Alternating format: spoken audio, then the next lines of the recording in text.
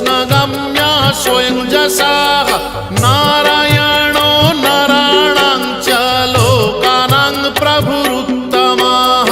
जीवानां परमात्मा च जगद्वन्द्यः परोजमाः भूतवासी परोक्षश्च सर्ववासी चराश्रयः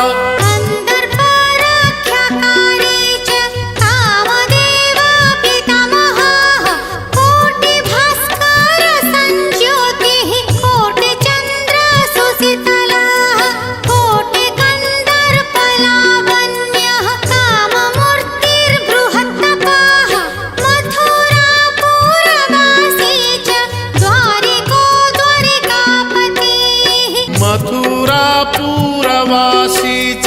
द्वारिको द्वारिकापतिः वसन्तऋतुनाथश्च माधवः प्रीतिदः सदा श्यामबन्धुर्घनश्याम घनाघना समद्युतिः